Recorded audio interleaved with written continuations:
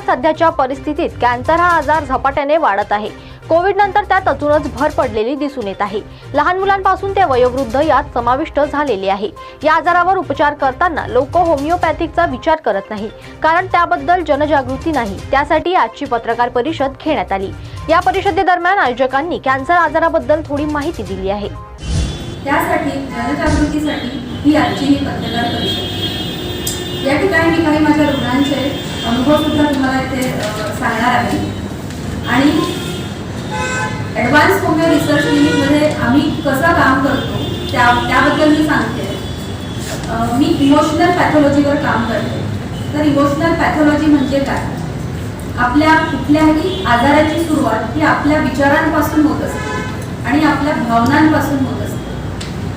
आता हा प्रश्न पडेल की हे कसं शक्य आहे की आजार हा भावनांपासून किंवा विचारांपासून सुरू होतो? त्याला मेडिकल टर्मिनॉलॉजीमध्ये सायकोसोमॅटिक डिसीज असं म्हणतात। तर त्याचे प्रात्यक्षिक एक स्टोरी तुम्ही फाशीची शिक्षा सांगण्यात आली। तर त्याची अशी इच्छा होती की मला फाशी देताना मृत्यू मला कठीण, तर ते स्ट्रँग्युलेशन म्हणजे फाशीची शिक्षा ऐवजी त्याला सांगितलं की तुला उद्या एका ब्लॅक रूममध्ये म्हणजे एक साधा निडलचा प्रिक करण्यात आला। त्याच्या डोक्यात होतं की त्याला उद्या साप चावणार आणि तो 2 सेकंदात मरणार। तो 2 सेकंदातच मेला। बॉडीमध्ये पॉयझन तयार झालं होतं आणि पॉयझनिंगनेच त्याचा मृत्यू झाला होता। तर हे कसं शक्य आहे यावर रिसर्च झालेला आहे। तर आपल्या आयुष्यात ज्या घटना घडतात, आपल्यासोबत जे काही प्रसंग आपल्या याच्यात वाईट असो, त्याचे परिणाम आपल्या एक्सप्रेस करत नाही, आतमध्ये ठेवतात। त्या भावना साचून राहतात। एक आपण लेमन लँग्वेजमध्ये त्याला म्हणू की परत।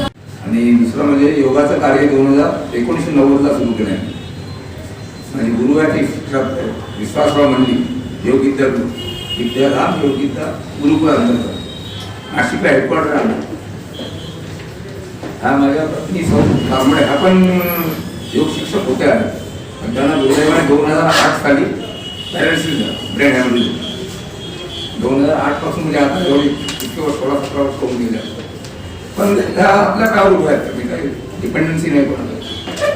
डिसेंबर 22 पर्यंत त्या नॉर्मल होत्या, पण नंतर त्यांनी हळूहळू अन्न कमी केलं, बंद केलं। त्यांचं हेमोग्लोबिन 13.5 पासून 7.5 7.2 पर्यंत येऊन जाईल। जून जुलै पर्यंत इफेक्ट दिसतात आता 6 महिने लागले। पण मला माहित होतं योगाचं बॅकग्राऊंड असल्यामुळे की आपण कन्व्हेन्शनल मेथडने आपण ट्रीटमेंट केली तर आपल्याला काही खरं नाही आणि ऍडमिट करायचं नाही ठरवलं होतं आपण। आपला कंट्रोल नसतो, ऍडमिट केलं जावं म्हणजे आपला कंट्रोल नसतो, काही सगळे डॉक्टरच्या हातात चाललं जातात। आणि आजकाल तुम्हाला माहित आहे नवीन आणि तो कन्सेप्ट गेला फॅमिली डॉक्टरचा, तसं कन्सेप्ट राहिला नाही आता। तर म्हणजे पाणी पण सुद्धा ऍक्सेप्ट करत नाही। पण त्या दरम्यान मी ठरवलं की आपण ऍडमिट करायचं नाही, दवाखान्यात सगळी ट्रीटमेंट करू। डॉक्टर ताईंची माहिती मिळाली मला आणि त्या सांगितलं माझी अशी असं असं आहे, अन्न काही घेत नाही आणि त्याची तयारी झाली होती। मला जाऊ द्या इथपर्यंत तयार झाली होती। शेवटची घटका होती, ते 2 महिन्याचा पिरियड आमचा, जुलै ऑगस्टचा, फरवरी करा आम्ही। पण मग जेवण म्हटलं आपल्या समोर होईल, त्याप्रमाणे ट्रीटमेंट सुरू घरी आम्ही सगळी व्यवस्था केली। नर्सेसची किंवा सलाईन लावायची घरी व्यवस्था केली, ताईंनी मदत करून दिली आणि आपले ट्रीटमेंट आणि नॉर्मल आहार घ्यायला लागले। आणि आता गंमत अशी आहे की तेव्हा तिला मरणाची भीती नव्हती, मला जाऊ द्या म्हणा।